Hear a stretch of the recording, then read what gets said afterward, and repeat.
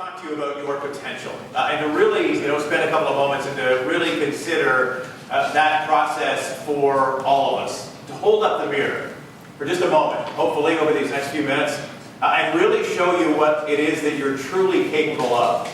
So I would ask everyone to just take a moment and close your eyes. Just everyone close your eyes, get comfortable. I just want to be able to block out distraction. So close your eyes, clear your mind for a moment, and answer this question to yourself honestly. Am I living the life that I've always dreamt of? Am I living the life that I've always dreamt of? What's your answer? Open your eyes. If your answer was yes, please give your chair to someone else. All right? And if the answer is no, then I hope to be able to shed some light on this process, to be able to prove that we're all capable of so much more than we currently believe. Interesting to know that everything that we have ever created on this earth as a species began first with a thought. That chain reaction, right? But it all begins with a thought. The table that we're looking at, the screen in behind me, the TEDx sign, the chairs you're sitting on, absolutely everything in life has begun with a thought. And that thought begins this, right? It begins that chain reaction that begins to start something in one direction or the other, in a good direction or a bad direction, but we end up finding out what happens with that chain reaction. That life we've always dreamt of living, I promise you, it's right there at the end of your arm. It's right there within reach. But unfortunately, there are distractions in life. So is the remote for the TV. And so is the bag of chips. And so is that Snuggie on the couch calling out your name. Right? And so we look at this and we wonder, how can we overcome distractions and be able to do this?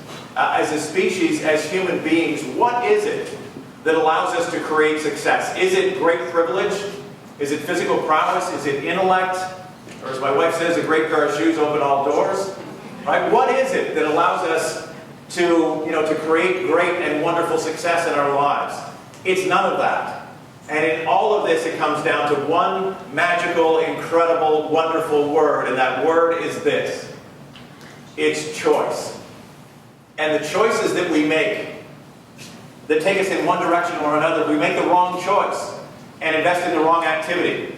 That produces the wrong result. We make the right choice and we invest in the correct activity and it produces a positive result. It's the compound effect of millions of choices over a lifetime that end up taking us into one of two directions. So what is it that holds us back, so many of us? I've been studying the science of human behavior for over 30 years, trying to understand this process of human potential and human behavior. And it's the intake of the information for you and I on a daily basis that begins to alter things, that begins to change things. This information that we take in from experience, the information that we take in from family, from friends, from co-workers, from the media, from Triumph, from tragedy, from SpongeBob, right? From a lot of places. And this information, over time, it begins to impact our lives. And that information is stored here. See, you didn't know this, but all of us have this little tiny cassette recorder inside our brains. You didn't know this, the government doesn't want you to know this, but it's true. A little Sony Walkman, tiny thing inside your brain. That's one way of looking at it. The other way of looking at it is to say this. The science that I've studied says that the information that's input into the subconscious mind is stored in a cluster of cells in the brain called a neural net.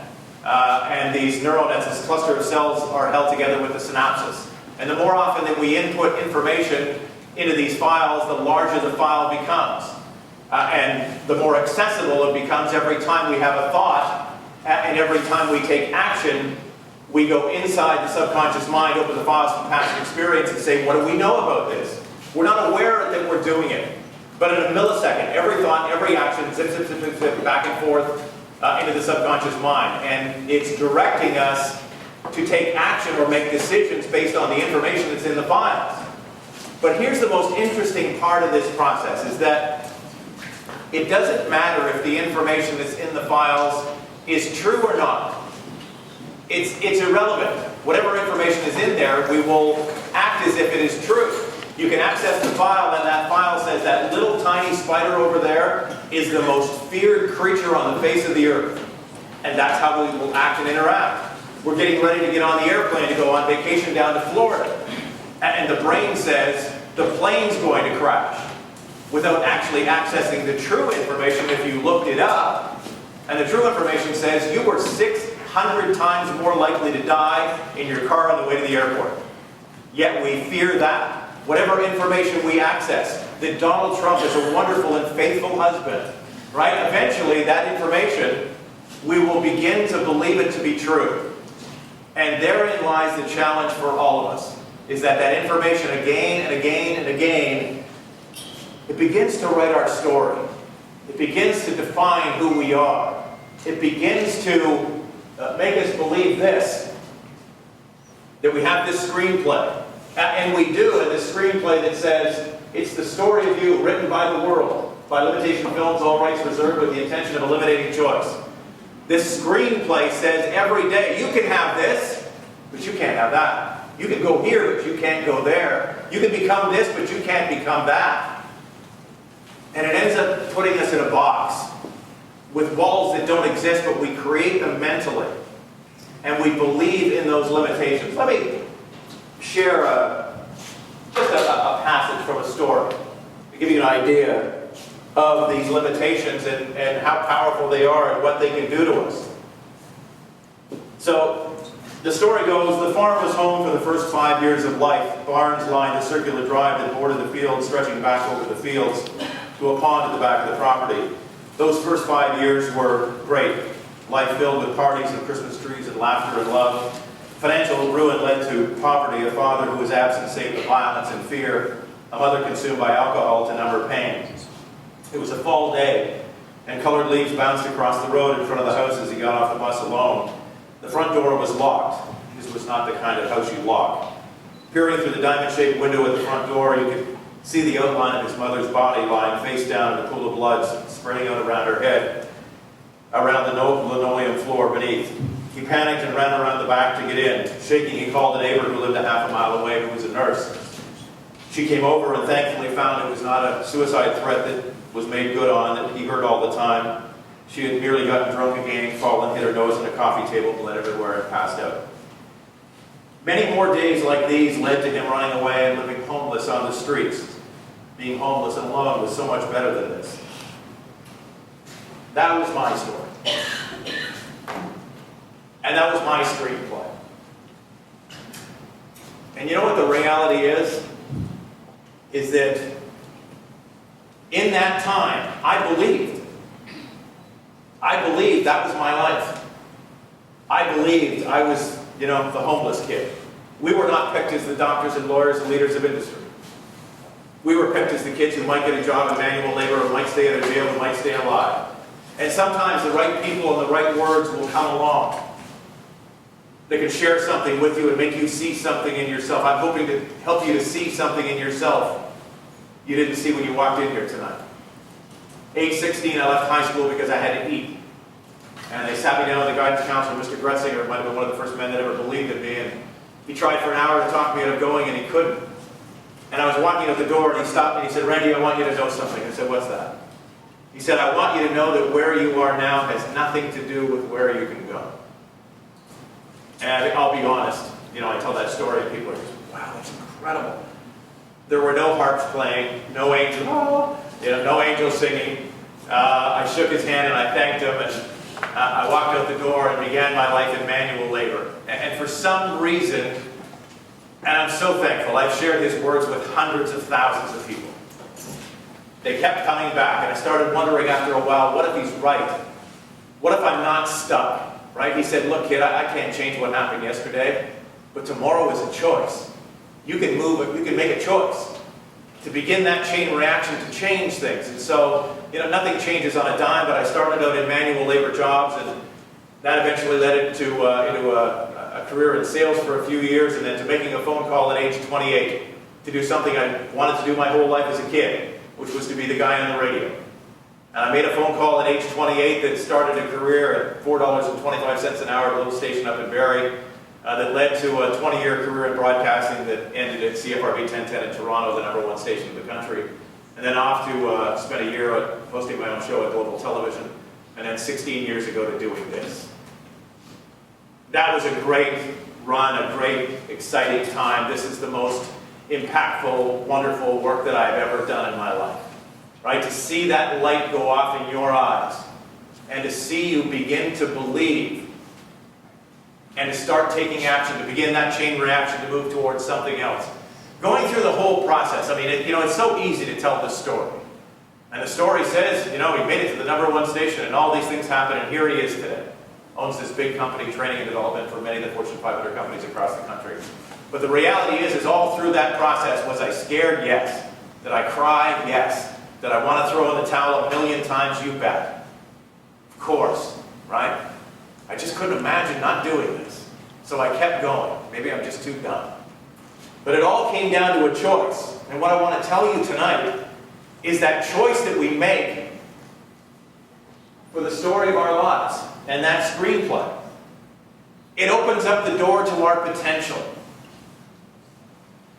What you're really capable of. So here's a question, you and I on a regular basis. Do we face challenges? Right, show of hands. Everybody say yeah? Yeah? Are there days that are harder than others?